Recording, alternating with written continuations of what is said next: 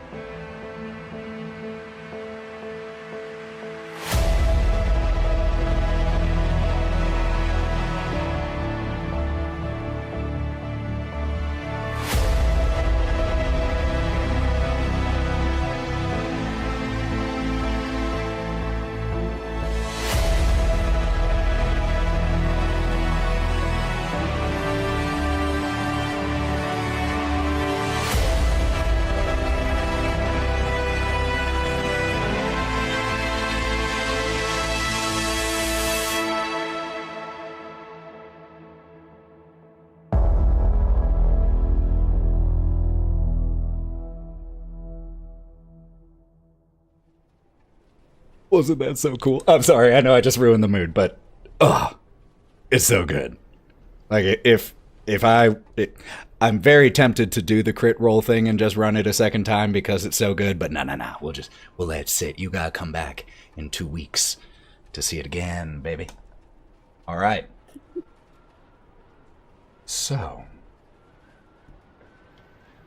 last time on the City of the Crimson Tower, our 5 main characters arrived in a land unfamiliar to them, with no memories.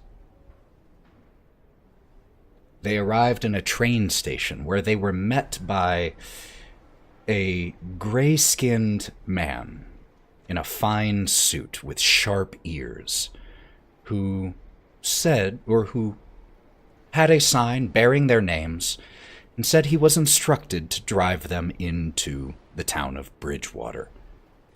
Which, as luck would have it, as our 5 started inspecting the contents of their persons, a few of them found letters from the mayor of Bridgewater. So that seemed fitting. The driver dropped our 5 off, welcomed them to Bridgewater, said he would see them soon, and drove away, leaving them alone in a city filled with heavy fog and squat, austere buildings. And then they heard a voice behind them, and when they turned, they saw 2 children who begged them for help saving their younger brother, Walter, and their parents from whatever monster was in their house.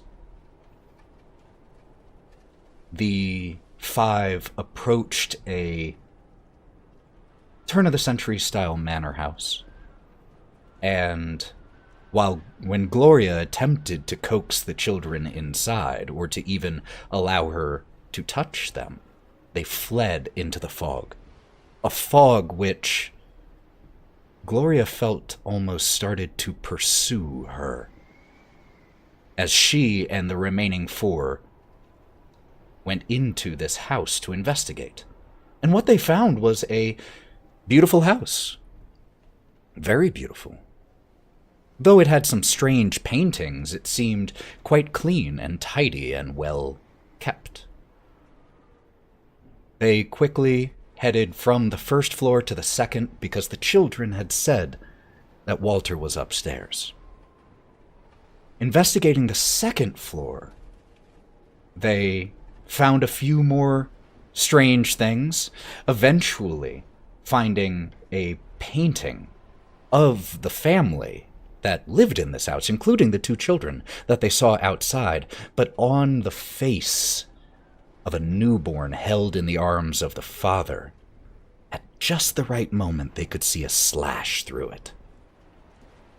Strange things had put these 5 on edge as they climbed to the 3rd story. It was here, on the 3rd story, that they found the master bedroom, including an interesting letter that Brawk found from Mrs. Durst. And it was also here that they found what appeared to be the bedroom of a nursemaid. They also found what appeared to be that nursemaid. But something was wrong about her. She was partially transparent. Her behavior erratic. She seemed to flit between awareness of what was going on around her and terrified confusion. And when we last watched, Karina walked to the crib where a blanket, a swaddled form, could be found, and when she lifted it through the cobwebs, it opened like a blossoming flower, revealing nothing. And the maid raised her hands to her face. Something's wrong. And that's where we pick up.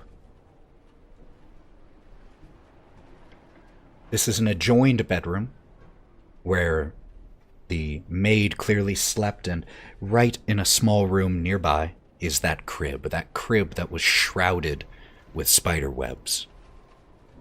And upon saying what she did, the maid backs into the corner, pushing herself as far into it as she can go, and begins to cover her face. Something's wrong, something's wrong, something's wrong. Where is the child? You are to take care of him, are you not? Where is the child? He was asleep there, last I remember. I just put him down, not 20 minutes ago. It's okay. We're gonna find him together. Try to remember what you last heard or saw before we came into this room, after you placed the baby away. Her hand runs down her and presses into her abdomen. I don't remember.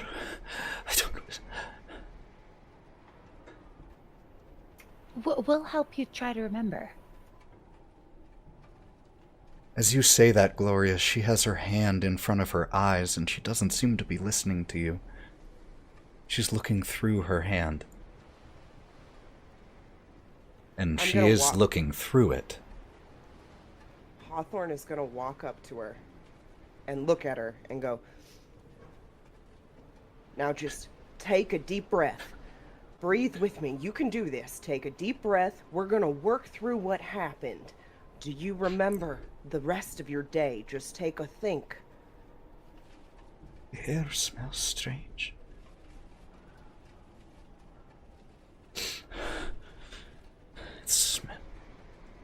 Why is this room such a mess? It's gone to... I just cleaned in here. And she starts... she moves around to where dust has gathered heavily in the corner, and she gestures to it, exasperated. Oh, I swear in this place, if I don't do it every 20 minutes, dust keeps gathering. Oh, I'm sorry. Was there something I could help you all with? Well, firstly, I just want you to sit down. Okay. And she sits on the bed. Ethan, if I look her over, can I notice any signs of, like, injury or wounds on her form? Make me a healing check. I don't know if I have that one. Actually, It's just- that would be notice. And just a rules reminder, if you don't have one, you can always roll something you're untrained in. It's just a d4 minus 2. So it's, Yeah, that's right. It's a little tough. Oh, that was not very good. That was only a 4. 4 is the target number for most things in Savage Worlds. So, that's not bad. However, looking at her, no, you don't see anything. Let me correct that. You don't see any signs of wound, injury, or what you think might have led to her current unliving state. You do notice other things. She's very thin.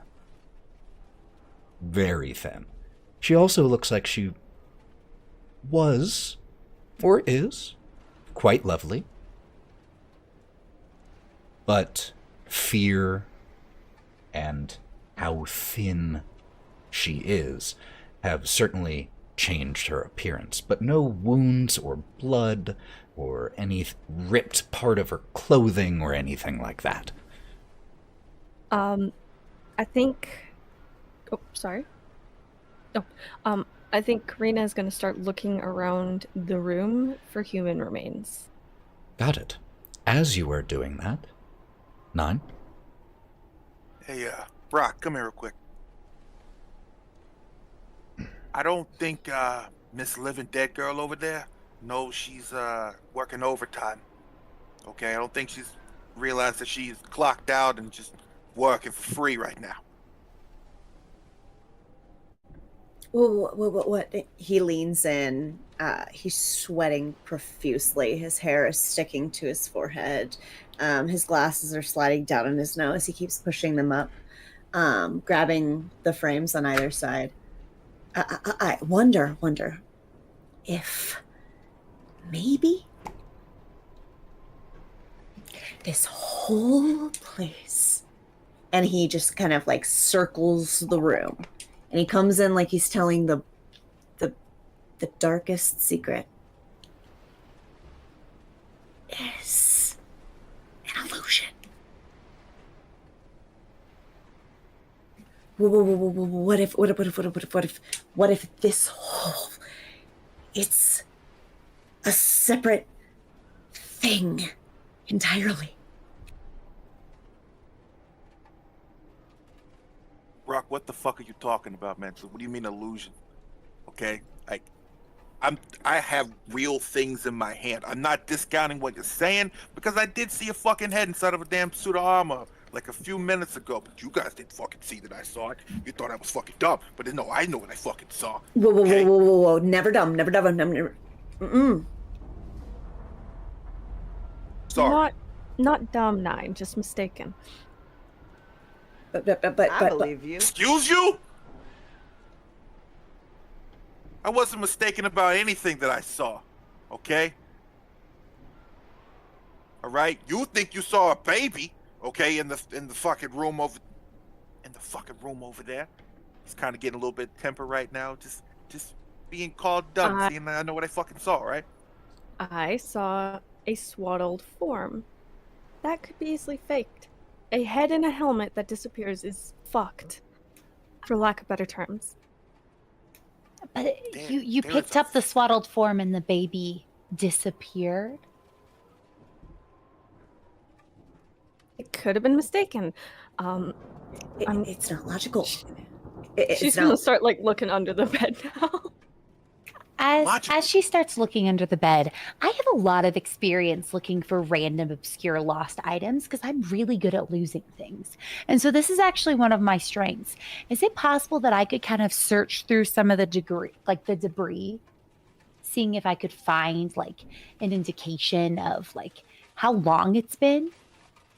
It's like a paper or a note. Like we found the letter downstairs. Can I look for more of that? Like maybe a pay stub or like something?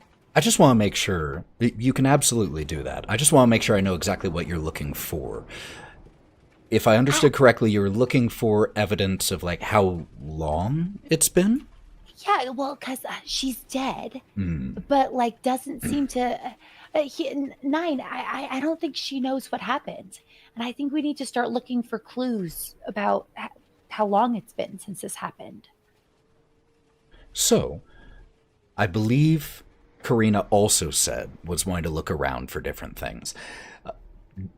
Notice is easily going to be one of our most used checks ever because it's hearing, it's investigating, it's looking. So a notice check. Yeah, I'm hoping to either notice or research. So research is more like sitting down with books and newspapers and trying to like figure stuff out and put those pieces together. This would be a notice check. So go ahead and make me those rolls. And I believe Brawk was saying something when I interrupted, and then I saw Hawthorne. He is going to, after listening to everyone, he is going to go to crack his back, his hands on the small. You hear the crack, and then he kind of throws his coat back onto his shoulders and then resumes his hunched position. My cynicism aside, Zinga, my cynicism aside, I do agree that she has no idea, and he like kind of like covers it away from her, that she's not among the living. We must figure it out.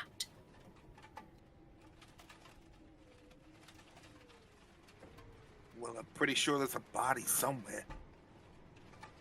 Can you sniff it out? Is that okay to say? Currently looking for is a body. If you want, you can check the nursery room. I'm checking this room. Absolutely not. Come on, Brawk. Come on. I would not like to. I would not like to. Okay. You are very moist. What is this? Come on. It's a glandular thing. I have a condition. I'm working on the perfect moisturizing cocktail to satiate my consistent. It's not important. We can talk about it later. On the glandular note, so we had 2 notice checks. From Karina, there was a 6, and Gloria, there was a 5. So the 2 of you are looking around. This bedroom here has a large bed, not quite as large as the master bedroom, but for hired help, it's a nice bed. There's also 2 end tables and a wardrobe. The end tables have dust, little bits of what look like potentially like rat droppings in there, dead insects curled up in the corner, nothing really of interest. The wardrobe, fairly similar. There looks like there was a article of clothing once left in here, but it has fallen away to whatever fabric-eating insects might live in the walls. With that being all that you find, usually you don't find that in places that have been recently occupied. So while there isn't a ton in here, sometimes that in and of itself can be information. Karina, I can't really tell. Like, I don't really understand. Why is everything in such disarray? I don't know. Like, the last 2 floors were beautiful and perfectly polished, like newly oiled. Why is this place so fucked up? Also, there's nothing here. She looks like she starved to death, like she was stuck somewhere, yet we walked through this door like it was nothing. It doesn't make sense. Well, you guys, nothing has really made sense, so... Nyne, what do you think? Nyne has walked over to the crib and grabbed the swaddling blanket to, I mean, if there's a kid somewhere here, and he's going to sniff to see if he can find the scent of the kid. You start getting the scent, and as you have the blanket, you don't hear any footsteps because there aren't any. But suddenly, right by your shoulder, what are you doing? That's Walter's. I can't just have strange men coming in here sniffing the baby's blankets. Hey, look, you want to find the kid? I got a good sniffer. Resets Do it. you mean find him? Who are you? Me? My name's Nyne. Yes, like Catholics have 9 lives. Go ahead and say the joke. It's fine. Don't worry about it. Get it out of your system. I get it. No, like the 9 lives in your name. Sorry. Yeah, it's cool. Yeah, I know. You like that, huh? I know. My mom named me that. It's great. But no, me and my compatriots here was sent by the other kids. Oh, Rose and Thorn. Oh, Yeah. They are such sweet babes, aren't they? Such cute children. They were real nice. He said that there was something going on here, and come look out for you and their parents and their baby brother. Oh, So, what precious parents. Worrying about little old me. No, I'm fine. yes, you are. I see that you're okay. And, you know, you could have been just cleaning, and maybe the parents or whoever else is here may have taken the baby for a walk. I don't know about kids. I don't know fucking kids. I don't know what they do. But, you know, taking them for a walk or something. Is that what you do for kids? Walk them? Yes, if Walter isn't here, he's certainly with Mr. or Mrs. Durst. Where would they be in the house? It's a really big house. They might be in their bedroom or perhaps downstairs. Mr. Durst is fond of his library. Maybe he's in there with the boy. Hey, what was your name again? I'm sorry, I took too many things to the ringer. Margot. Margot. Okay, nice to meet you, Miss Margot. Do you mind just showing us around the house, though? Like, 'cause it is a big house, and we want to do this the right way, and you seem that you know pretty good things about this house, okay? And we don't want to be walking in no doors we don't need to be walking into. We don't want to see what everything's happening, you know. We might walk in on the missus in the midst of, you know, going at it. We don't want to do that. That's bad news. You know, we're bad guests. We don't want to do that. First of all, fantastic. Second, could you The house is making noises. please make a persuasion check, please?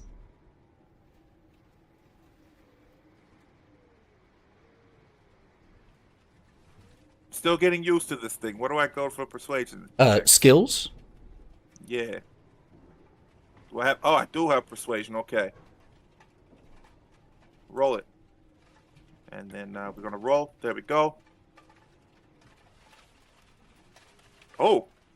Jesus. Oh. She's coming with us.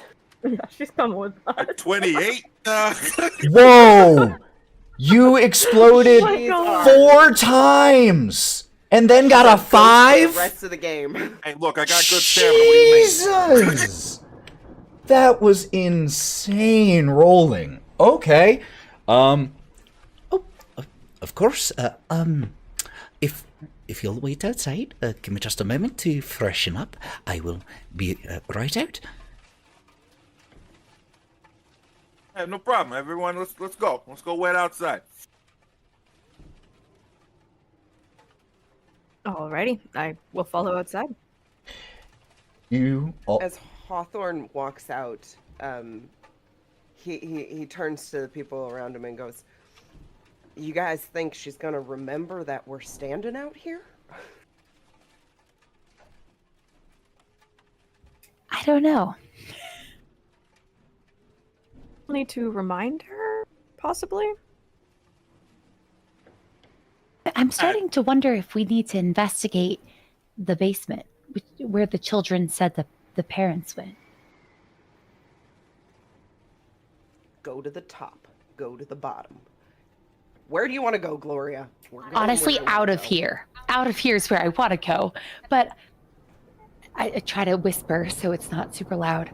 We lost all 3 children. Well, we as a group. Karina, I think you pretty handily lost the baby on your own. We should probably try to find them. What if these kids are dead, Gloria? I'm starting to think Hawthorne's right about that. Like, kids don't just fucking vanish. I don't know how much experience you have with children, but they do not typically vanish. So I don't have much experience with children, but I do have a lot of experience with solid beings, like organisms, and typically they don't disappear. Yes, I'll agree on that point. Wait a minute. Are you telling me your experiments have run off before? No, that's literally what I'm saying. My experiments have never run off before. While this conversation is happening, Brawk, could you roll me a notice check with a -2?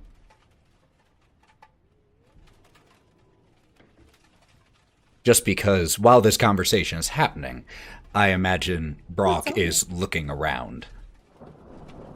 Because that's who he is. Well, you don't see anything with a 1.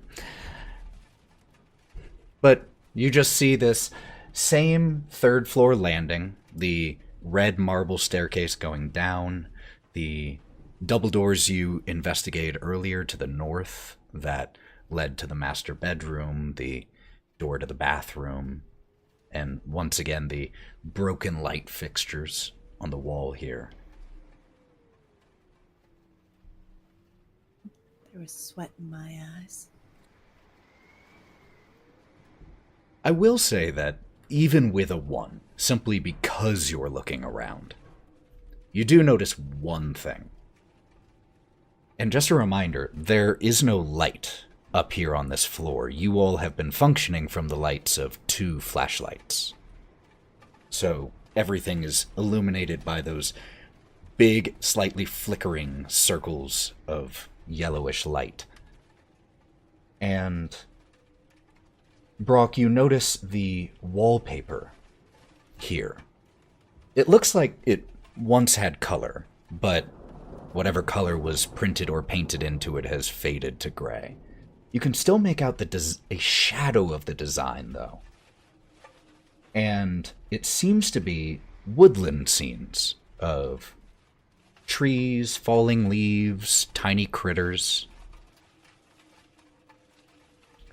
But, and I'm also giving this to you because of where you used your sleuth edge last time was at the doorway inside the master bedroom, and you would have been able to see the wallpaper from the doorway. So, it is a woodland scene with all those things I said. Tiny woodland critters, beautiful trees. But there are more sinister elements that you begin to notice. Trees, yes, but nooses with corpses in them, painted hanging from those trees. Worms, parasites, maggots worming their way out of those hanged corpses and out of some of the woodland critters. It's all very wrong, especially to have as a wallpaper in a home. As he sees this, he's bringing his hands together, and then wipes it on his jacket. And as he sees this transformation in the imagery of the wallpaper, oh my. Is everything okay, Brawk? And I'm gonna come up with one of the flashlights because I was holding it and shine it on the wallpaper to grant more light. What'd you see? Oh, most definitely not. But it seems as if the innocence of what was here before was corrupted from the inside out, from the foundation to the walls. It's like an infection. Like the doors downstairs? Same kind of thing? This whole place. And he gets somber and collected as he leans in. This whole place is dangerous. I think she forgot to come outside. I think we should remind her, and I think we should go downstairs. I don't like this floor. It's funny that you think she would remember. Hey, Mona, you okay in there? I think it was Margot. Margot, sorry, this place plays tricks on your brain. Hey, it's okay, it's whatever. I'm not trying to be disrespectful. I know it started with an M, okay? I know a lot of people with M names. Hawthorne's gonna peek his head inside the room and take a look to see if Margot is there.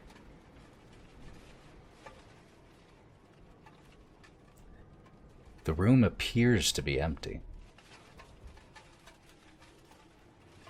You guys, I don't see her. I gotta go further in or something.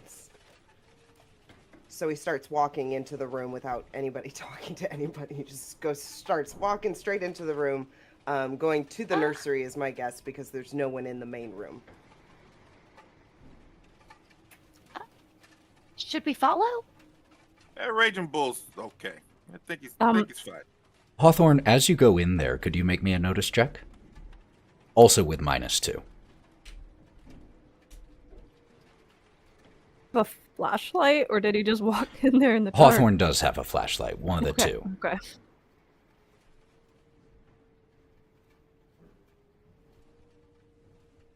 Ooh. With a 0, you are very focused on the task at hand, and the nickname Raging Bull, I think, in this moment kind of fits, because once you peeked your head in, didn't notice Margot anywhere, so just slam the door open and start pushing the nightstands around, looking behind the freestanding wardrobe. Okay, maybe he might need some help. Okay, he's knocking stuff over in there. Hawthorne, you good in there? What's going on? I'm just gonna walk. I can't find her, man. I can't find her. Nyne, make me that same notice check with a -2. Maybe we should be checking out some of the other rooms. Like, could she have wandered into the master bedroom, or would she have gone somewhere? I mean, we can peek in if you want, Gloria. I guess maybe while they're looking in there, should we just look in here? I don't see why not. Okay. I'll just I'm gonna hold my hand out to Gloria because I've got one of the lights. I'll hesitate a moment, and then I'll place my hand in yours to walk towards the. She will hold your hand quite tight, and then she'll lead the way into the master bedroom. Okay. First, Nyne. So how do I do this with the -1 thing? Well, it's I already have, -2. I was like, I'm just gonna do multi-action penalty, I guess. So if let me quick using Foundry thing here. This is part of what we are learning. So I already got fatigue. right. So if you come down and you click the D6, Yeah, the multi-action penalty of -2, that'll do it. Oh, but you exploded. Oh, and it's cocked. But it gave you... What did it give you on the cock die? A 5, okay. So even with a -2, you got an 8, which is a success and a raise. So you notice 2 things. The first thing is, when you step in here, you are quite confident. You just do a quick look around and you don't see Margot anywhere in here. But the second thing that you do notice in here is next to the wardrobe, there is a faint outline of where something used to be on the wall. Looks like maybe a mirror.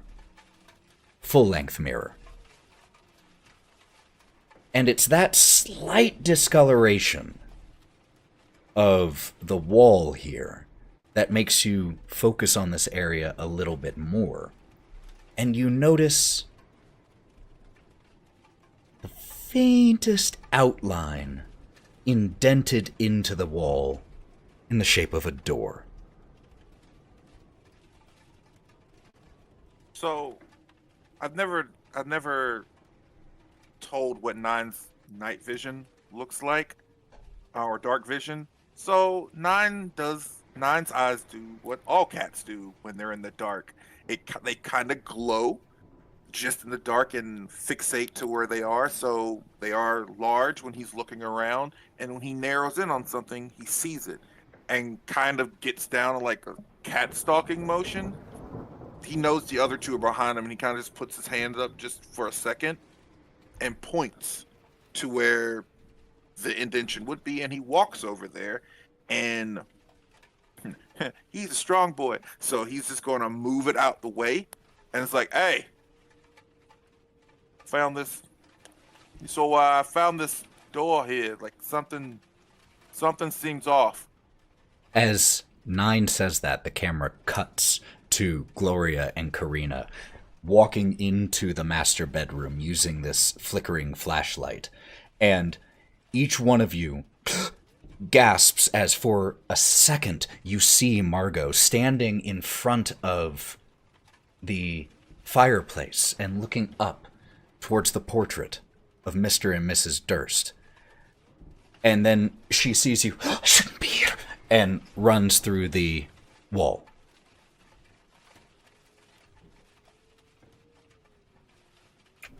We found her.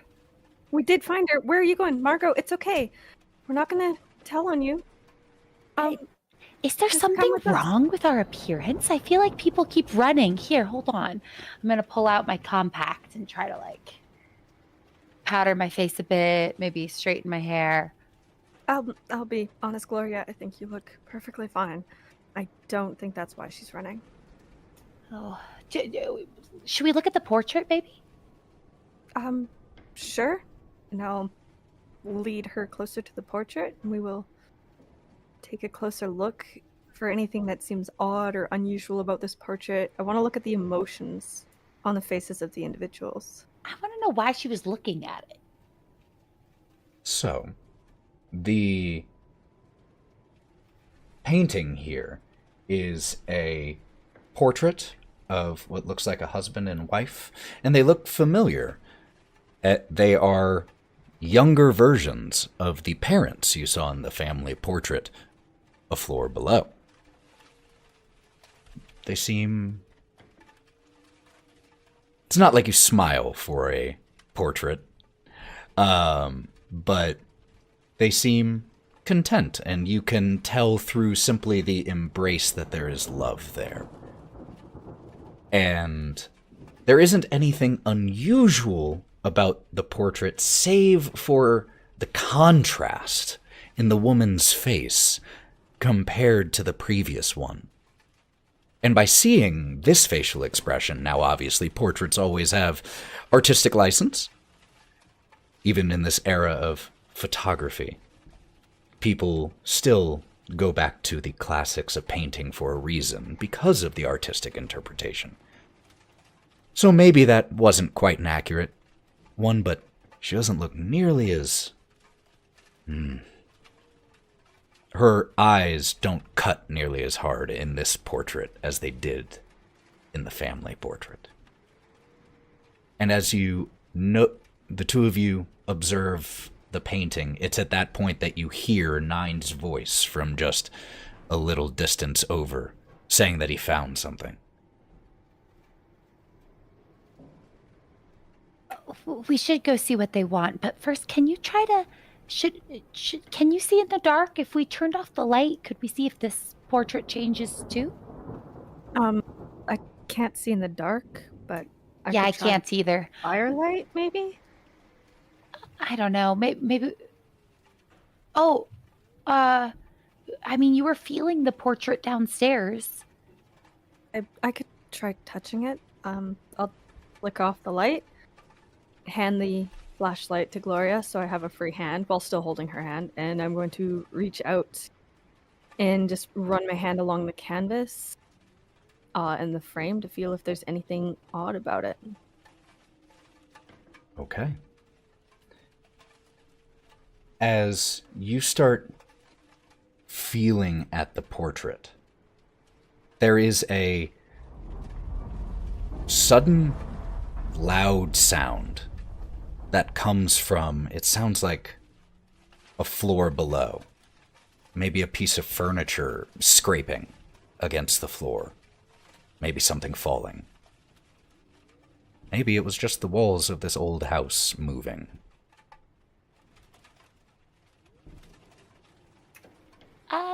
That could be completely unrelated, but like, maybe. I will say, you don't feel any gashes, tears, or anything unusual in this portrait.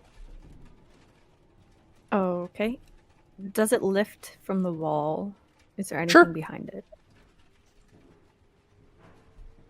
Don't notice anything of interest back there. Okay. I'm sure that noise was unrelated. Let's go back. Brawk, what have you been up to this whole time? While everyone else was deciding they were going to go investigate things, Brawk is standing there uncomfortably, and this is the devil I know, where he was standing. So I'm just gonna stand. Card this spot. Because I know this spot is safe. This one is okay, and I can see everybody else. Kind of. That's it. I love that logic. Nope. If I move, something bad could happen. Sounds like someone who's played old school D&D. Hawthorne. Hawthorne comes and pokes his head out because Nyne screamed and nobody has come yet, and pokes his head. Sees Brawk. Oh, yeah. Sees Brawk and like, Brawk, come on, get on in here with me. And is gonna reach out and try and grab his hole.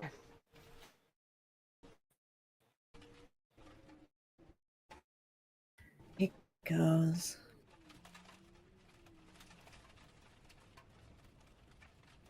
We'll slowly make our way in as well through the attached door.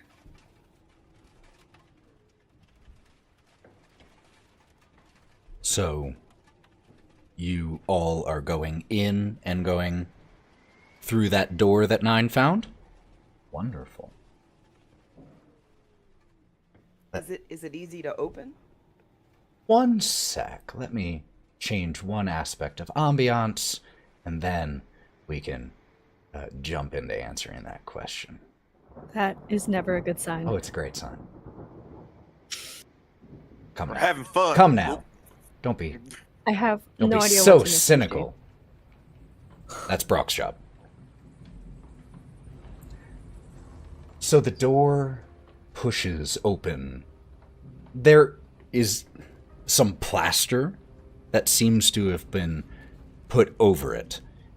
But Nyne, with long claws just kind of and is able to push the door inward, revealing a cobweb-filled wooden staircase leading up.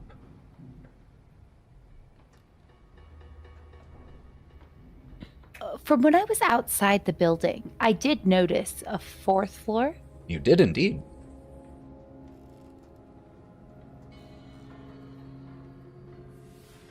I mean, we may as well head up. Who's leading? I don't mind taking lead. Me and Nyne can lead. Looks like we're going up. But Gloria, did you see anything when you flew up there earlier? I was pretty focused on trying to find a bedroom, but I do remember seeing the fourth floor, and I think that's the top. I want to say it's the attic. All right, then I guess we're all going up then. Good job, Angel. I kind of try to look around the people in front of me to smile at Nyne. You all begin to climb up these old, creaking wooden stairs, pushing away cobwebs so you don't choke on them. And you arrive in a bare hall. Keep in mind, I'm using hall in the older sense of the term, not a straight line with doors off of it, but a central space where the other rooms are attached. There are 4 doors that you see here, not counting the one that you just came through. And on one of them, there is a heavy, rusted padlock.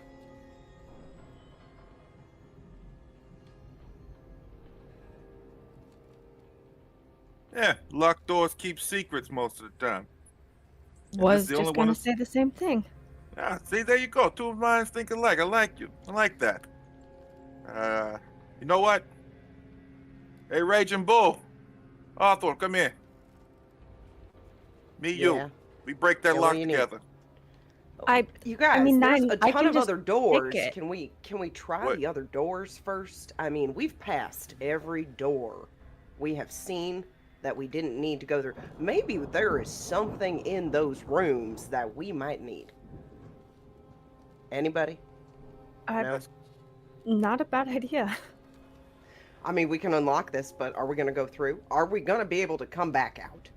All of these are very nice ideas. And then he's just going to go straight into the room to his left, which is left of the locked door, and he's going to just walk into this room. First of all, Benny, for being impulsive, even without waiting for your partners, your team members to give encouragement. And just a reminder to all of you, if you do anything that you feel like is with the potential of detriment playing into one of your hindrances, feel free to verbalize that so that I remember, because I got a lot of hindrances to keep track of. So if you could help me remember that so I can give you bennies so you can use bennies, because you might need bennies. You push into this first door, the door creaking, and it's looks like a spare bedroom of sorts. It's a dust-choked room, a slender bed, nightstand, small iron stove, little desk with a stool. Very dusty. Everything in here is tones of faded gray and brown. It is colorless in here. Nothing else really of interest. Anything interesting in there, Hawthorne, or shall we go behind the lock? I don't see anything straight off, but, I don't have eyes like Brawk does. But it looks like a bare room. It might have something in a closet or a drawer. We might have a hidden room in here. Who knows? But, yeah, you guys are right. There's not much. Hey.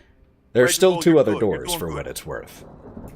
We could check the other doors and do the locked door last, Hawthorne, if you wanted to use the scientific method to try to eliminate all other possibilities before the one that seems most obvious.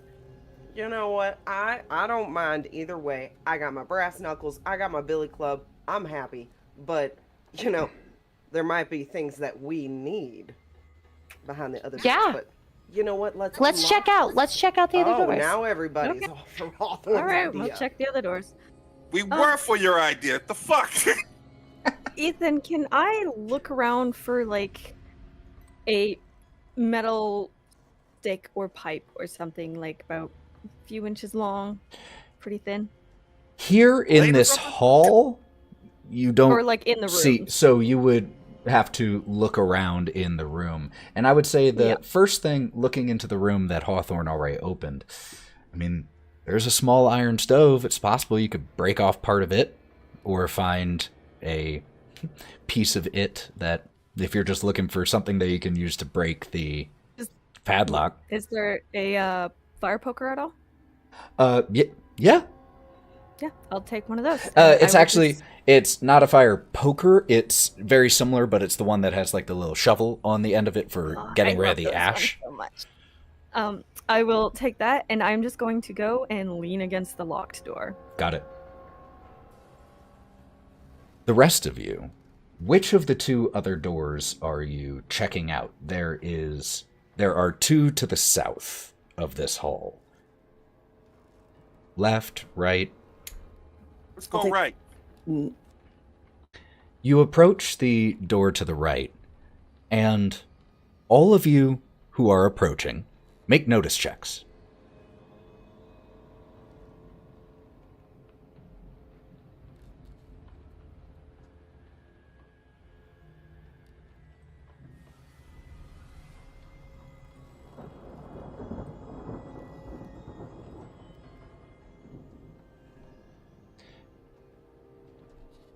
Feel free to shout out what you got. I got a 6. No, I have Explosive. a 6, but it has that little asterisk next to it. Is that still That just a asterisk, 6? that's just indicating that you, at one point, one of your dice exploded. Oh, okay, cool. 6. 6 for Nyne, 6 for Hawthorne, 7. 7 for Brawk, 8 for me. 8 for Gloria. Dang.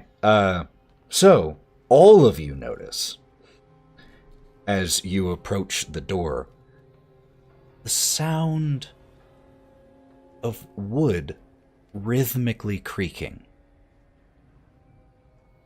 And Gloria, because you got a raise, you recognize it as the sound of a rocking chair.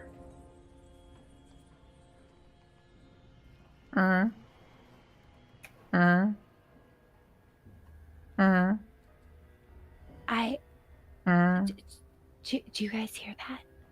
I mean, yeah. Sure do. It sounds like someone rocking. Is there someone there? Nyne would like to open the door slowly. You open the door slowly and the noise grows louder.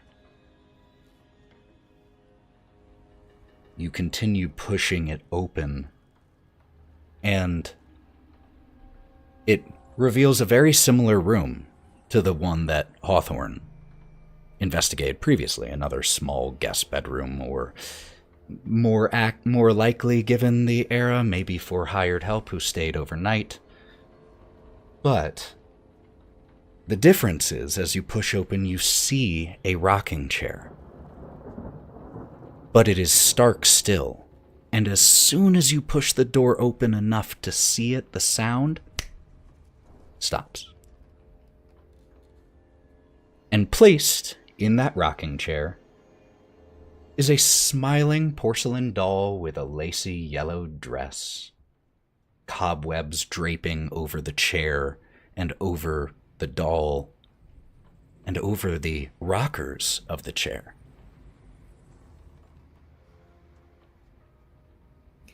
Nope.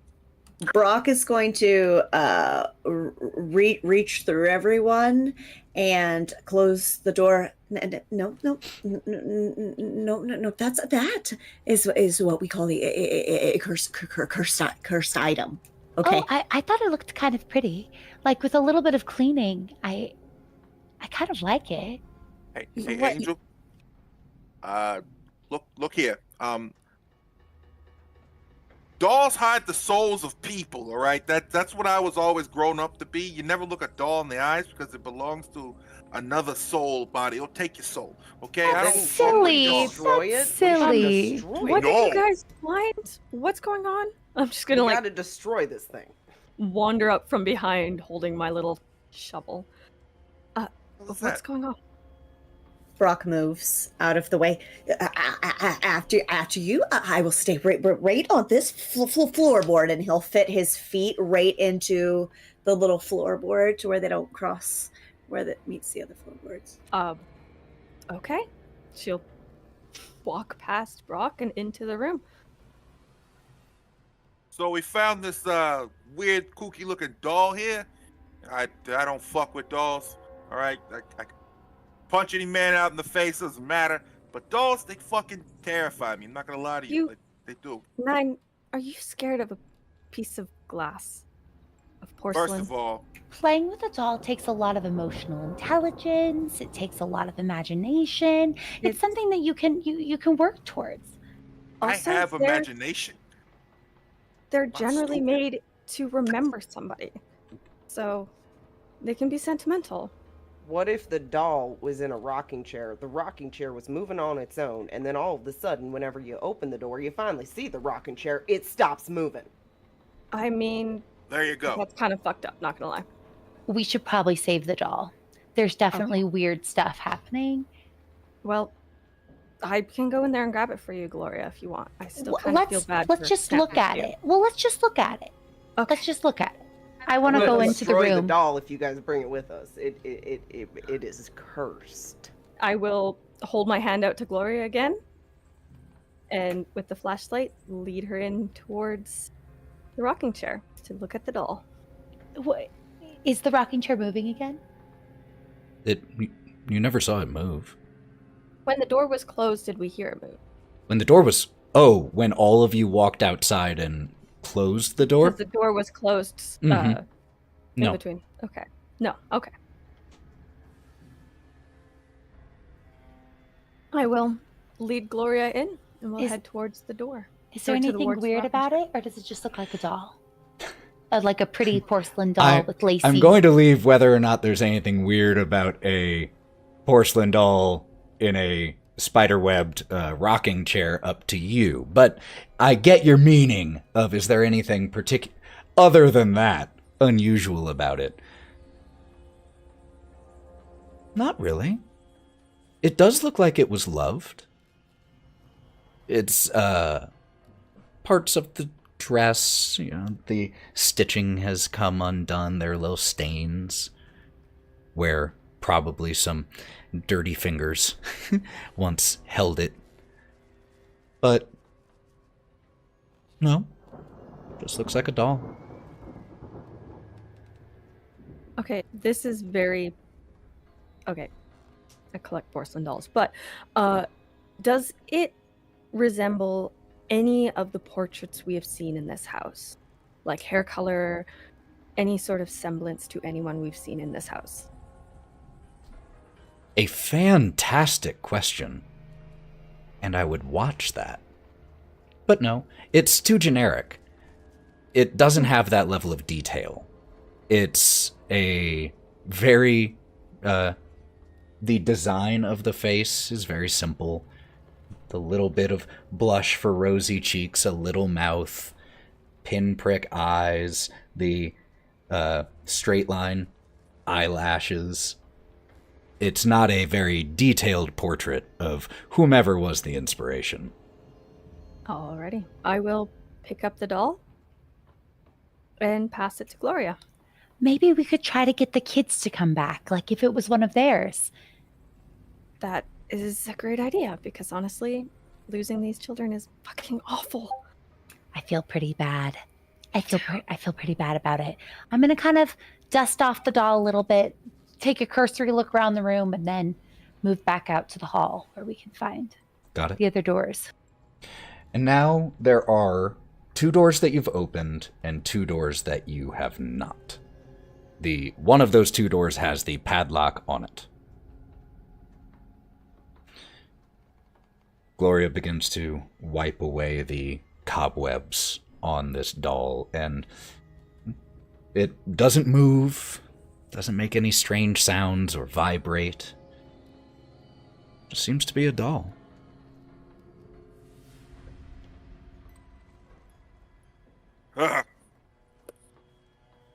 Nyne, I'm hoping that maybe the children, like Rose, maybe we could lure them back with one of their toys.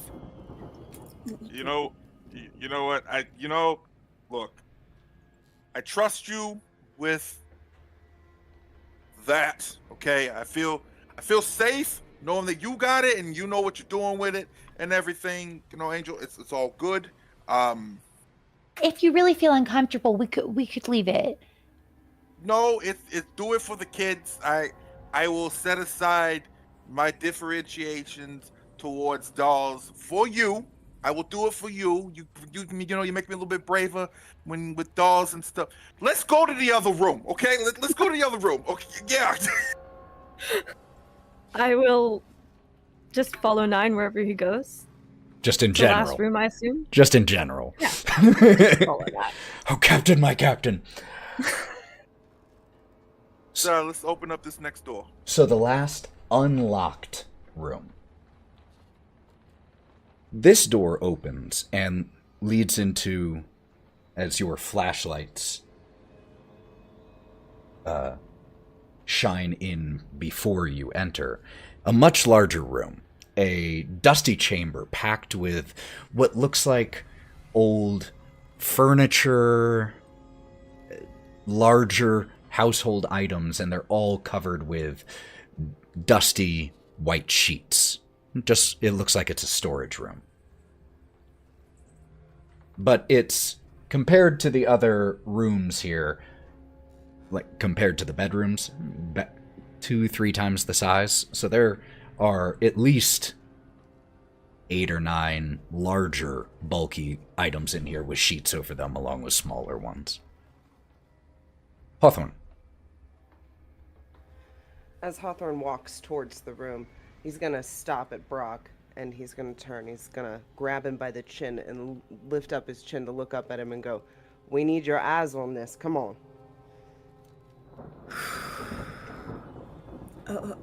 And he's gonna wipe his hands on the lapels of his jacket. Okay. And he is going to close his eyes and take one big step forward into the room. And he is going to sweep his eyes as quickly as he can and utilize his sleuth. I'm telling you, that was a smart edge for someone to take. Yeah. I kind of thought so. Auto finding everything in a room? Yes, please. So That's why we're gonna spend that drag Benny. So spend that Benny, and I get a Benny because of the rule that we're using. Of Thanks for tough putting the quarter in. choices, I only get a Benny if someone spends a Benny. And I get to use them the same way that the players do. So that's a fun little alternate rule.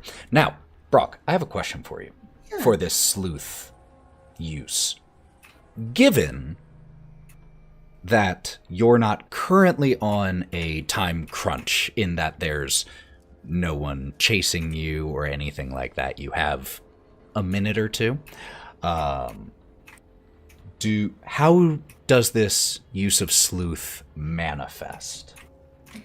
2 ways. So within himself, it is like, have you ever like heard something really loud and your ears kind of ring and it dulls everything and then it gets louder? That's for him when he closes his eyes and he opens them, and then he gets this kind of pulse. What you see from him is removing the sweat from his palms, taking a big deep breath, closing his eyes, and he puts his hands in his pockets, and you hear something jingling, but you don't see anything. And then he sees all. So, hands in your pockets, looking around. To almost everyone else, certainly to us viewers, the ambiguous shapes under the sheets are exactly that, ambiguous, but not to you. Those over there are 2 chairs that are stacked on top of each other under that sheet. That one's a standing mirror. A few dress mannequins under those sheets over there.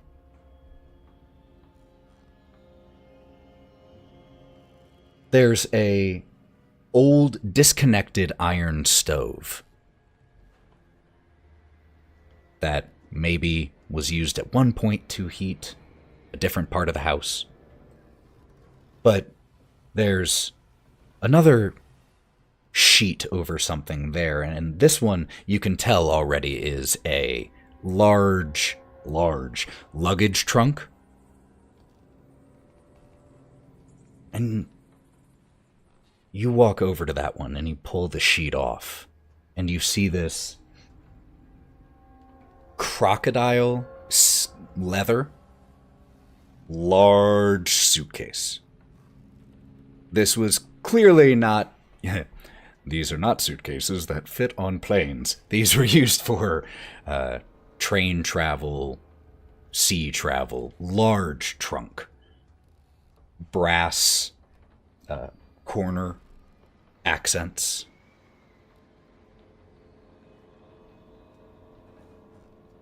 And you know there's something interesting inside here. As he, because he's just looking in the room, he will walk in, and not taking his hands out of his long coat, he will point with his left. That feels important. Nyne.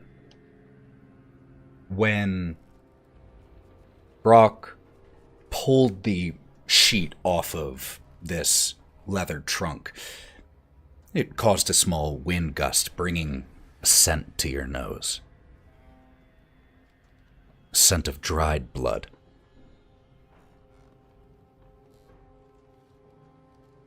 And so when Brawk points at the trunk,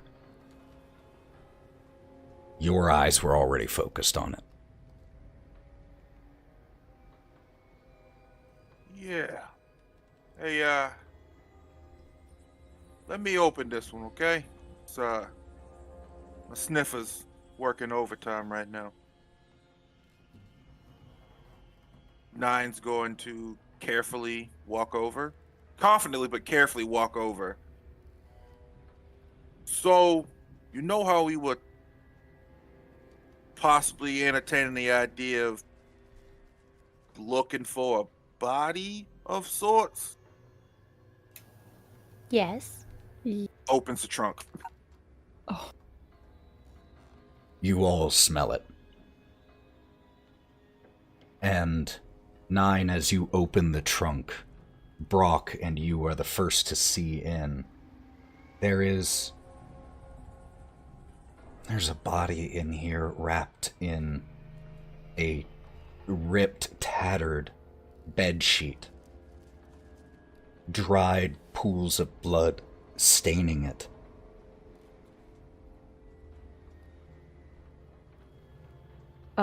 Karina's gonna walk beside Nyne and kind of take a second. Do you mind if I check something, Nyne? Nyne looks at everyone's disgusted faces of the smell. Nyne's face has not changed. Yeah, go ahead. All right, Karina's has not changed either. She's going to kneel next to the body, and I want to see if I can't figure out whether it is the maid Like, basically, whose face Make me it once a was. healing check. Right, I really should have taken that. While that's happening, Hawthorne is just randomly starting to pull sheets off of things around him, just to see things. Like the mirror, so he's looking in the mirror, yeah. That Anna, could you was a possibly... 5. I think I can hear you typing. I'm not sure if that's yours that I hear. I don't know. I think it was yours. I'm not sure. I was hearing typing. Did anyone else I hear? was putting some notes down. Oh, no, I so, love that you're putting it notes was down. probably I was just me. trying to figure out where I was hearing it from. It must be because like the space bar is my push to talk. So as Oh, I'm putting that's spaces totally in my why. Notes, you're That's probably totally hearing why. some. I don't really know how to. I but changed anyway, my... Sorry about that. I have my push to talk on something like control. For exactly that reason. That's too fucking funny. I love that it just came on with each. I was just trying to take some notes. No, I love it, and that totally explains it because it didn't sound like it was just that we only heard the space bar, so it sounded like you were typing like this. I'm just trying to add some creepy typing vibes to our spooky story. Sorry. I love it. Okay, so I am so sorry. We had the healing check. Was there anything else that was going on? I know Hawthorne was pulling sheets off of different things here. What was the medicine check? 5. 5. Good. That's a success. So, 2 things. 1, you have to unwrap the body a little bit. It's almost entirely skeletal.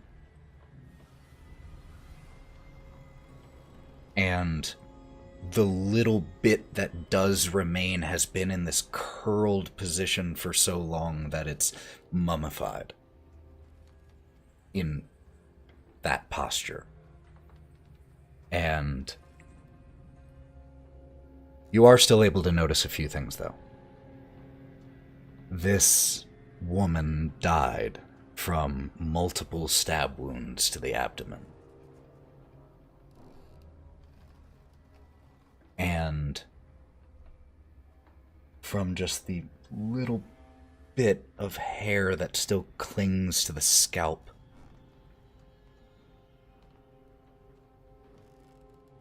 the hair color does match that of Margot.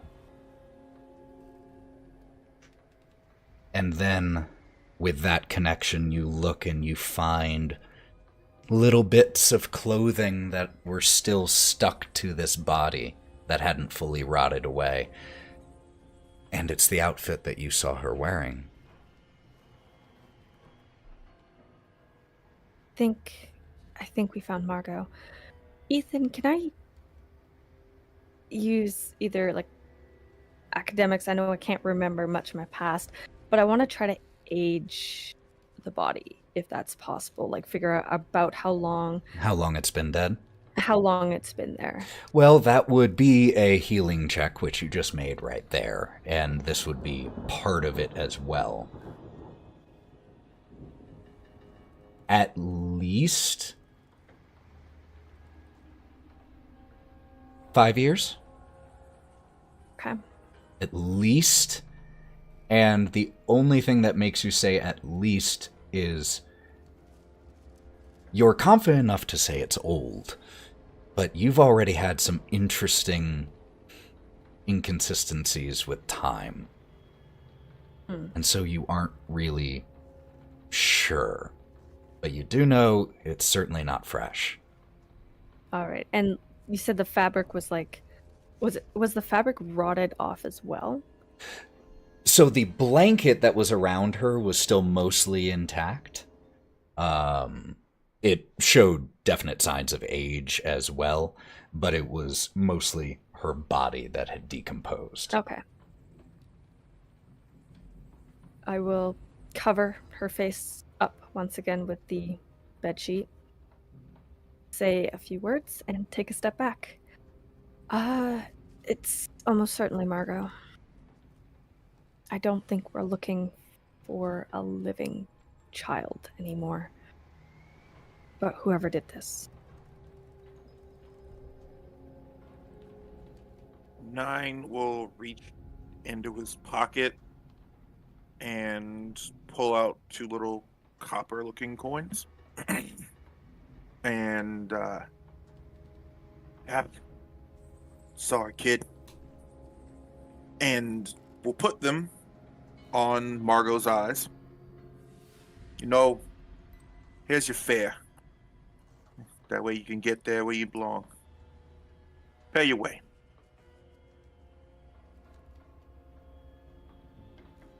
And with our 5 standing over this corpse, now possessing 2 coins to pay the ferryman, and only 1 door on this floor left to open. Let's go ahead and take a quick break. I think people probably need some water and bathroom break, so we will be back here in just 5-7 minutes. Won't be too long. Go take care of what you need to take care of. We'll be right back, friends.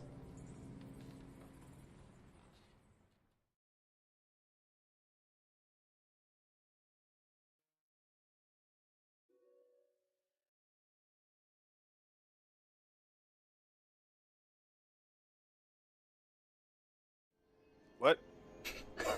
God damn it. Welcome back. Welcome back. Thank you for being here. Thank you for sticking around. Thank you for joining in as we tell this weird story together. So,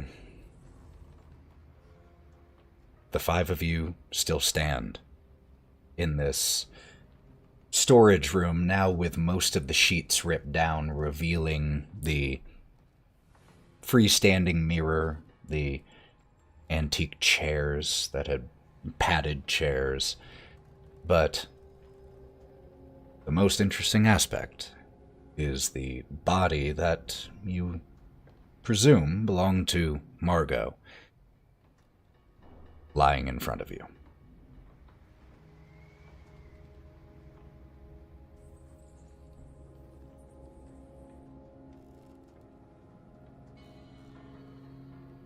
Okay, well, no need.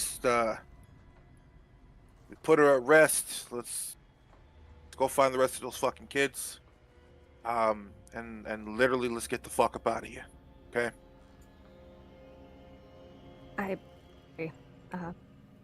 found this to pry the rusted lock. I'm assuming it's gonna work, and I'm just gonna start heading out the door.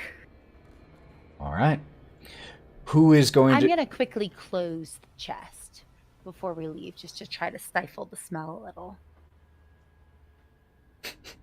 Probably. She's got a weak stomach? Yeah. It's okay. You get used to it after a while. Oh, yeah? Are you used to it? When you look like me and my hands look like this, you get into a lot of fights, and they talk about the way I look, and I just punch them in the face, and then, hey, you wake up in a jail cell, and you just wake up next day or in a hotel room. Oh, my nose hurts, or my back hurt. What's this knife doing in my shoulder? It's fine. You get a free knife. There you go. Boom. Yeah. My line of work perverts me to be in a very dangerous situations and have to come up with, I'll bet, more dangerous situations to get out of said situations. Well, I'll have to lean on your expertise on that then. Because based off of what we've seen at this house so far, I'm kind of concerned that we might be running into more of these types of situations. Yeah, I'll keep you safe, Angel. Don't worry about it. I'm going to scooch a little closer as we leave the room. So, who is going to try to break the lock? Okay. Karina is going to put the poker in a way that will allow as much torque as possible. And then she will just look over towards Hawthorne. If you don't mind. You want me to twist it? Is that what you're looking for here? Just crank it right down. It should pop this lock.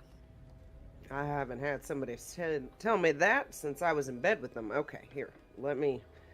So he kind of squats down because it's pretty far down there, and he's too tall. He's like, I've never been this is weird. And he tries to get his the poker into this thing. What agility even is this? So this is going to be a strength check, because Karina's got the wedge all set up, or the lever, I guess, all set up there for you. And all you have to do is walk up to it and pull. So strength check. Okay, so it's Ethan, like oh, sorry. No, go. Ethan, No, can you're I fine. argue an academics check to give her some sort of advantage on this? because I'm not very smart at all. With, like, figuring out the best So way to get the as much fact that you leverage have the as it. tool and used it in such a way is what is even allowing you to make the strength check. Because Okay, without the okay. tool, there's no point. You're not going to break a padlock with your hands. So it's only the fact that you did that even allows it to be possible as it is. So Okay. Hawthorne, you can make a strength check.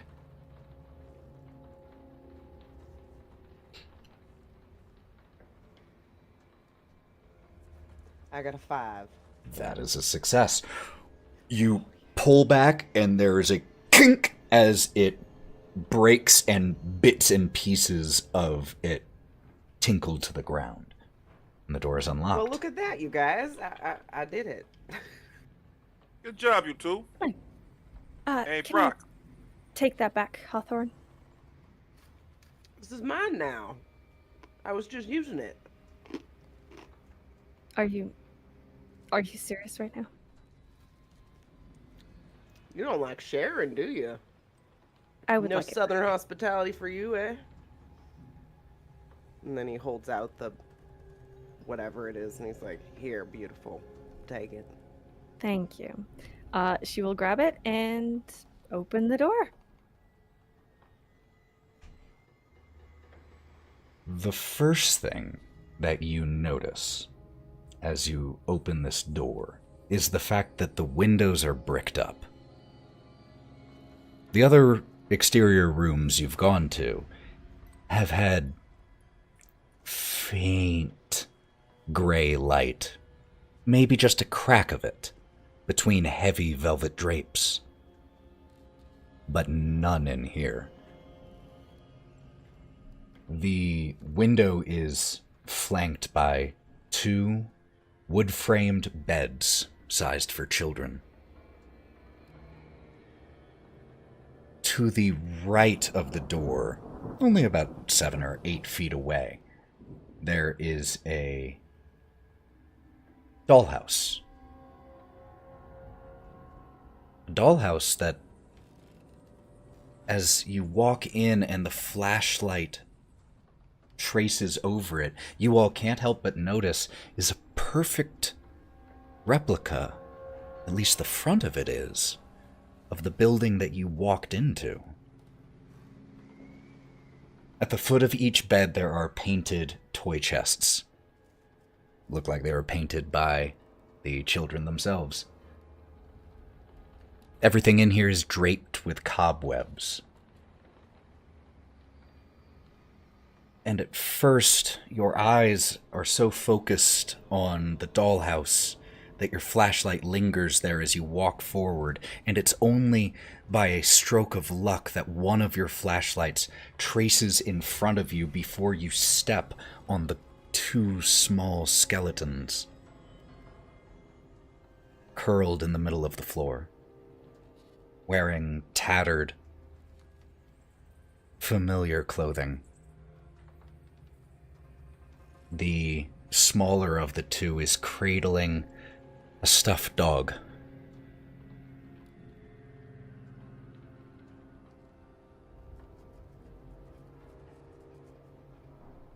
I don't understand why the door would be locked.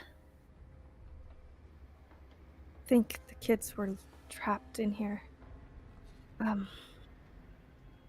Ethan, Can I walk over to the dollhouse? Hmm. Is it one of those dollhouses that has like the solid front and the open back so you can see all the rooms?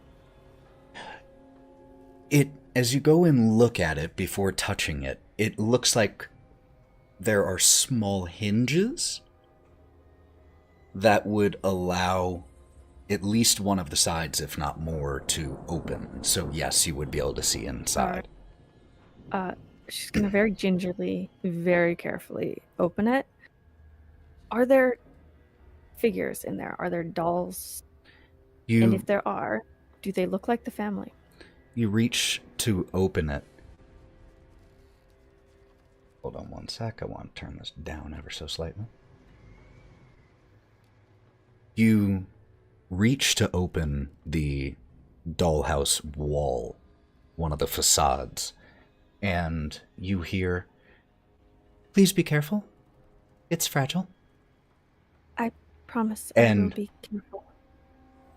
if you don't look, the rest of you, I imagine, do, and see the two children that you saw outside, standing near the bricked-up window, and walking towards you. Hawthorne?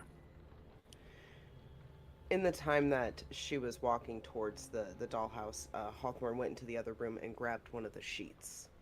And so whenever he comes back and he sees the kids, he's tossing a sheet over their skeletons.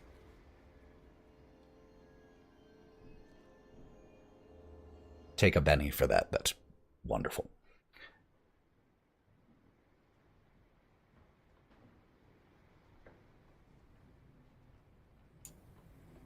Without looking up, Karina's gonna finish opening up the dollhouse. Make me a notice check while you are looking inside.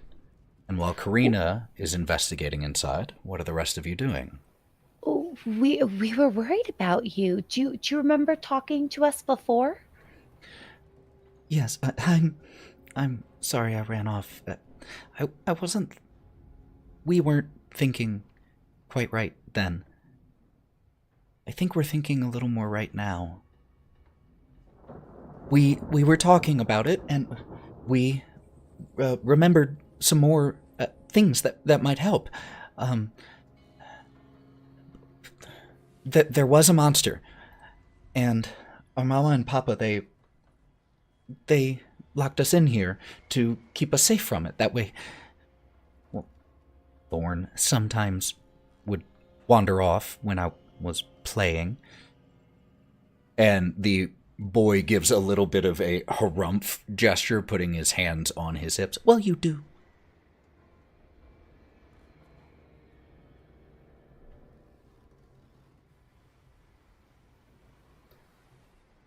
Well, I'm glad we found you again. Is this doll yours? Oh, yes. Oh. I thought I'd lost it. I found it in the other room. I'm gonna set it carefully on the bed.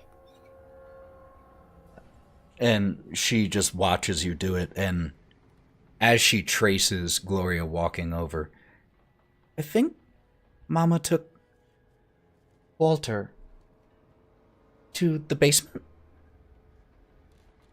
I think I remember hearing that. I think I heard someone say that. Please, now you know where they are. Please, can you help them? We will. Rose, right?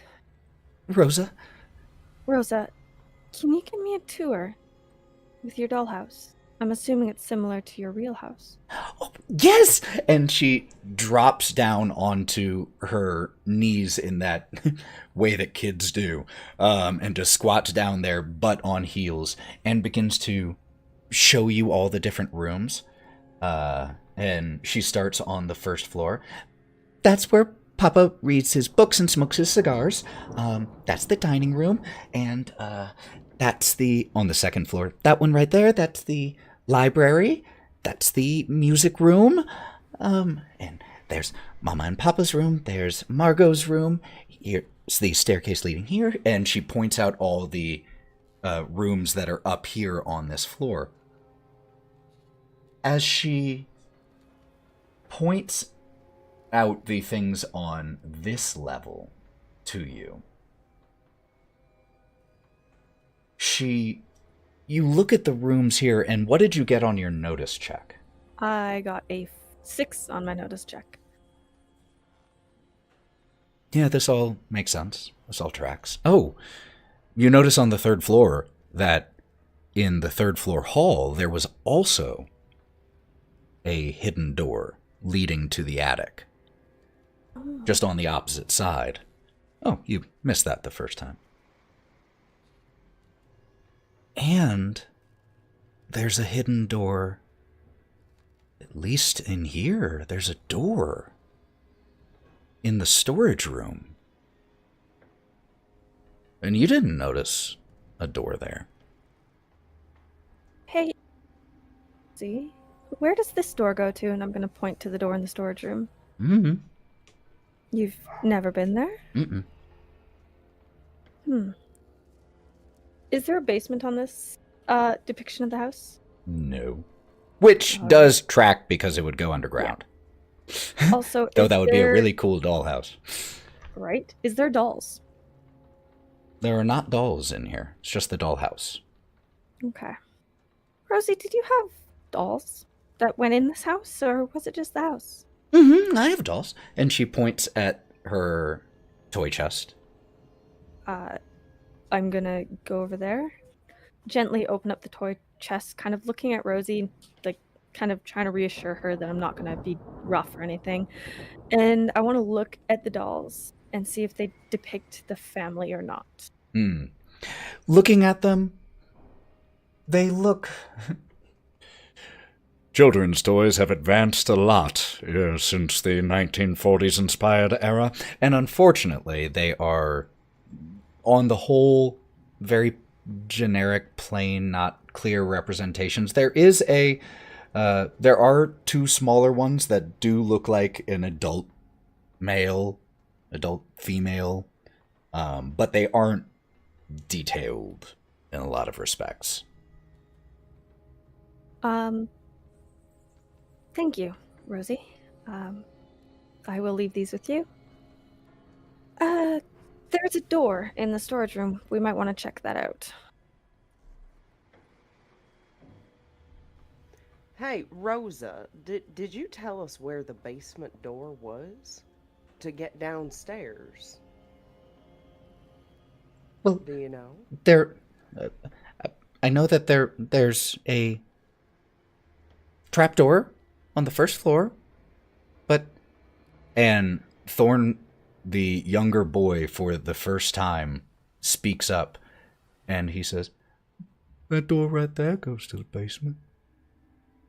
And he points to the one in the storage room. I went down. You weren't supposed to go down. I didn't go far. Thank you, Thorn.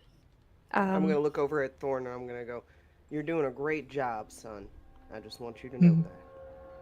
And he gets a big chubby cheek grin.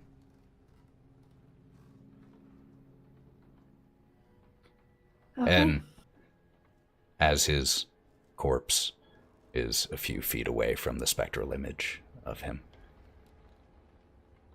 See, and Thorn, did your parents lock this door often? Like, were you put to bed and the door locked every night? Why is there a lock Not on the every door? night, but it did happen a few nights. Was Just there a when the reason for it? monsters were there. Mm-hmm. Okay. Did you ever try to get out? Were you ever left here for a long time and felt like you couldn't get out? They look at each other for a second. And there is a spasmodic shift as each one of them clutches their stomachs. So hungry. And then as soon as it came, they straighten up. What? Don't worry about it. Don't worry about it. It's gonna be okay. We're gonna investigate the basement. We're gonna go find your brother and your mom and your dad, and we will bring them to you. And we have your dolly back. Yeah. Thank you so much for helping. Thank you. We were so scared before we found you. Thank you. It's gonna be okay. Just stay here, okay? We will. Here, We give come you on, Thorn. permission to jump on the bed. Jump on the bed. Go have some fun. And Rosa had been calling Thorn over to the dollhouse, but as soon as Hawthorne says that, his head snaps over to Hawthorne and snaps back to Rosa, who just gives a and he jumps onto the bed, but it's just the dust on the bed remaining entirely unmoved. No sound, no creaking. Okay. Hawthorne, Nyne, can you give me a hand? And Karina is going to wrap the two skeletons up and just gently move them out of this room and like just kind of place them against one of the walls in the main hall area so they're just out of the way.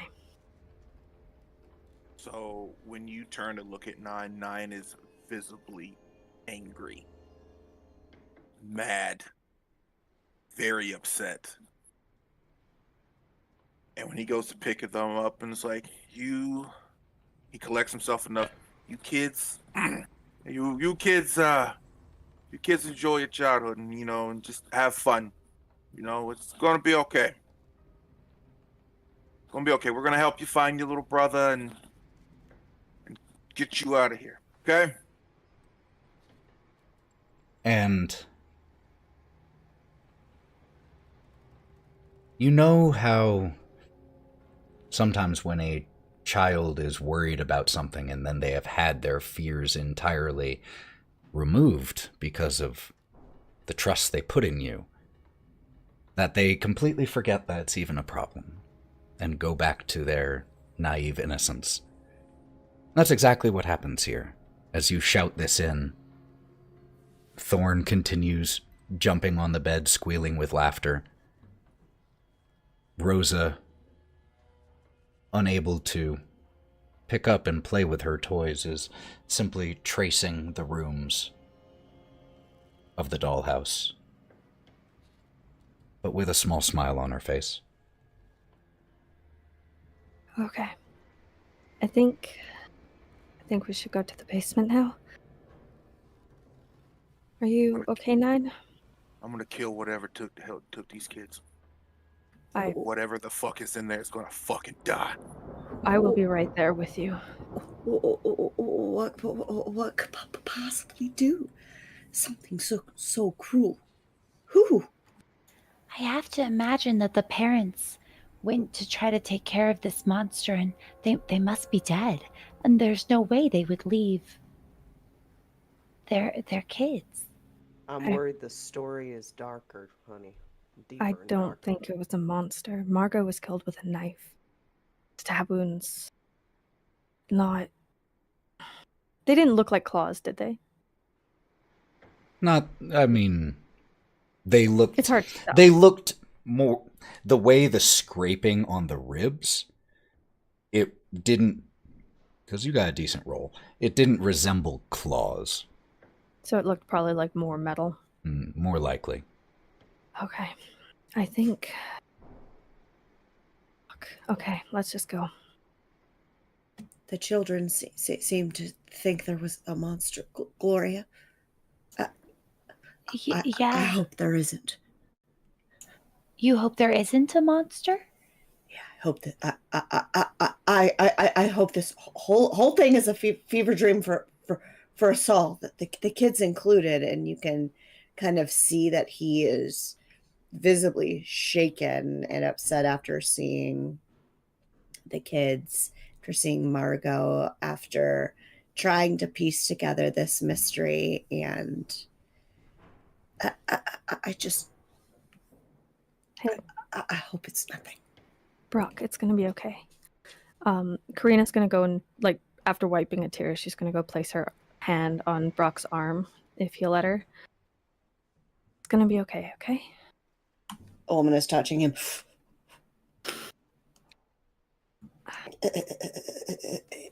Yeah, I'm okay.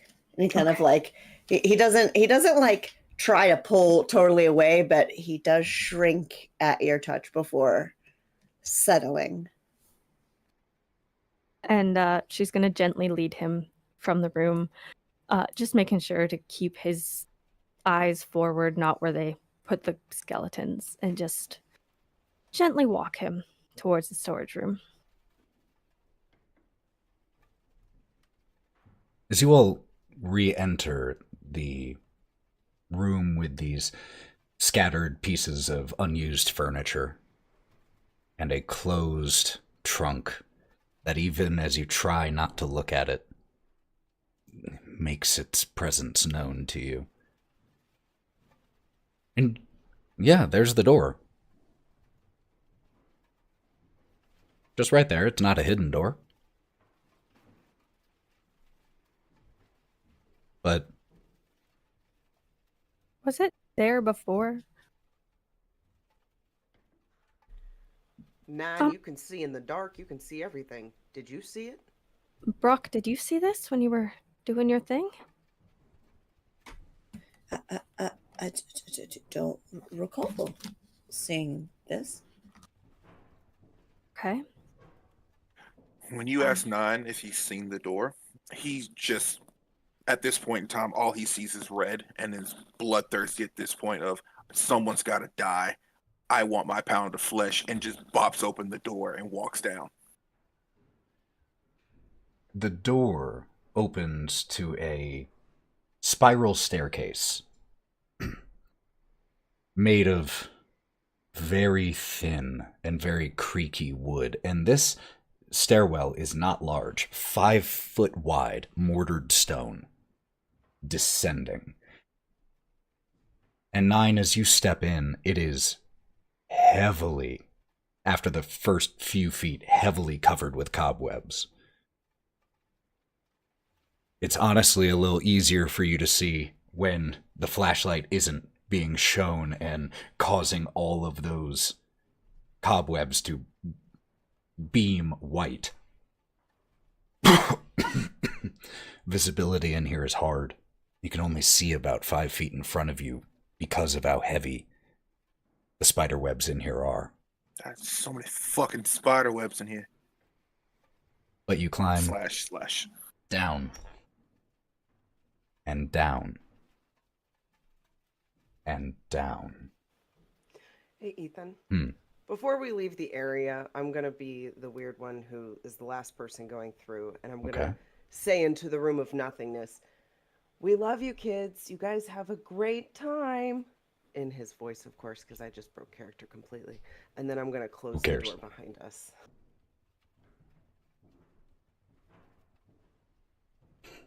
I love that, first of all.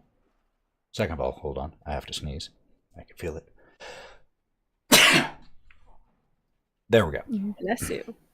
As we're walking down, Yeah. I want to be very cautious with where I'm setting my feet. I having such a small space, I already feel like it's difficult to pass through things with wings, and I'm nervous. I don't want to be the last one, because if I fall, I don't want to bring everyone down with me. I'm trying to like sort of stick towards the middle, go really slow, and try to brush any away before they get stuck to me. Anyone else? Any particular things you're doing, ways you're holding yourself as you're climbing down this relatively tight and uncomfortable, and frankly unsafe feeling stairwell? I think at this point, Karina is white knuckling the little chimney shovel, and she looks incredibly pissed but like a sheen of sweat has started to develop, almost like Brawk, even though she's got goosebumps on her arms. How steep are these stairs? It's just very narrow. It's less that they're steep, it's just that even each step isn't that wide. Okay. So you feel like at any given point, a wrong step probably wouldn't send you far, since it is such a tight stairwell. You'd fall into the wall, most likely, or into your friend. But you don't feel exactly stable here. Brawk? Brawk is incredibly clumsy, and he's susceptible to his environment. So when we walk into the stairwell, he kind of shrinks into himself, and he steadies himself, putting hands on either side. And as he breathes through his nausea, he starts to sit on the stairs, and he is going to scoot down each stair. Benny. Like a boss. Benny for that. Just because that's adorable. Where is he in the line? Because I'm the last one in this line. Well, you're going to be going You gotta slow. wait. Or you can walk over me. So, in your own individual ways, you begin to descend, led by Nyne. And it goes down and down and down, the length of the descent exaggerated by the closeness and how every single step feels precarious. But eventually, as you continue to descend, you hear something, and it begins to grow louder. Chanting. Incessant. Otherworldly chanting. And you don't even see the bottom yet. The stairs creak beneath your feet. And Nyne, as the sound of the chanting continues to grow louder, you see the end of the staircase.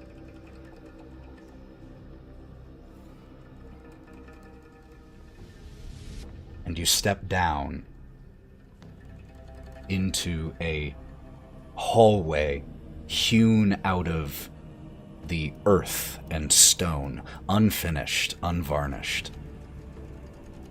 And you look to your left and to your right, and for the life of you, you can't tell from what direction that chanting is coming. But we'll find out where it is coming from. Next session, next chapter. Thank you all so much for joining us for Chapter 3 of City of the Crimson Tower. That just seems like a fun place to end it right there, don't you think? Mm-hmm. Great job, everybody. Woohoo! So, thank you all so much for playing. We will be back here in 2 weeks, ideally. Should be. For Chapter 4 of this story. Thank you so much, everyone who was here in the stream, who will be listening later on Go Buff Yourself, who's watching later on YouTube. Appreciate you, every single one of you. And I especially appreciate the 5 of you for telling this story with me, being such wonderful people. So let's say goodbye to this wonderful crew. Don't go anywhere, first of all, because we want to raid. We want to raid someone. But before we head off, let's say goodbye to our 5. Is it the right word? It doesn't feel like it. I don't even know how to describe these people. Posse. Our posse. Yeah, But posse works. Matty, All right. Hi. Thank you so much for sticking with us through this terrifying, horrible adventure. And thank you, Ethan, for hosting this. This is so much fun. And hopefully see you guys in 2 weeks. Sally. Hey, you guys. Thank you, Ethan, so much for doing such a great job terrifying all of us. It's wonderful. Don't thank me. And and thanks for hanging out, you guys. Terrible trio. Thanks for the gifted subs. Yeah. 2,000 faces. That's amazing. Thank you. But you can catch me on SallyQuinnCreations. We'll be body painting, doing art, having fun. Yeah. But thank you guys. Matty. Wait, I already said Matty. I was looking at the wrong screen. Mav. They both start with Hey that, everyone. man. Yeah. Hey everyone. It's your boy Mav. I've had a fun time today, and don't forget that I'm a bisexual black man on the internet. And you can find me here on Twitch at DigitalClubhouseTV, where I play a lot of cool games. I play a lot of choice-based games because I like hurting my feelings. And a lot of action-adventure games. I'm currently playing through Weird West, Sifu, and I took a break from Baldur's Gate 3 for a little bit, but I'm playing a lot of other cool stuff like Fortnite, and I love wrestling, so yeah. Anna Margaret. Hello. Thank you again for all being here. You are fantastic. Like I said, my name's Anna Margaret. You can find me everywhere on the internet at It's Anna Margaret. I have new YouTube videos that come out every Thursday. And looking forward to this month, you can find me at Command Fest Tacoma in 2 weeks. And then I will be hosting and judging the cosplay contest at MagicCon Amsterdam. So come if you're in Europe, see me or check it out online, and it should be a wonderful time. That's so cool. Lauren. Hello and welcome. Thank you so much for being here and being yourself. We are doing all kinds of shenanigans. So we'll be here. We'll be on Misty Mountain streaming. We're always rolling dice of all kinds. We will be at SoonerCon at the end of this month. And then immediately after that, next weekend, we will, after that weekend, not the next weekend coming, but the weekend after that one that we're going to SoonerCon. You're doing great, babe. Thanks so much. We will be at Etchy Expo, an 18 plus anime convention in Texas. Dallas? Yeah. Why does she Really know exciting. the city, the con we're in, and you don't? Because I panicked. Because panic. So anyway, I don't like to sell myself despite appearances. Anyway, thank you so much for being here and check out all these amazing people because they're all really great and they're following their dreams and I love them. Okay, bye. And I'm Ethan. What announcements or things should I do? I've mentioned the podcast enough times, so don't worry about that. As Lauren said, we'll be at SoonerCon. We'll be at Etchy Dallas. We will then, in July, be in Raleigh for GalaxyCon there. Exciting TTRPG things to happen there. Also, tomorrow, I will be guest playing in the Spelljammer game on Misty Mountain Streaming. We will also on Saturday be back at Misty Mountain Streaming for episode, I think, 30 of The Wild Beyond. So lots of TTRPG content coming, and we release new podcast versions of all these episodes at least once a week. So if you prefer listening to it, you got that. That's all my nonsense. Thank you all so much for being here. Appreciate every single one of you. Stick around so we can raid, but until we see you, either on Misty Mountain tomorrow or at the next time, we appreciate you. Do something good for yourselves and go buff yourself. Come on, everybody. There we go. All right, we're going to raid. Thank you, everyone.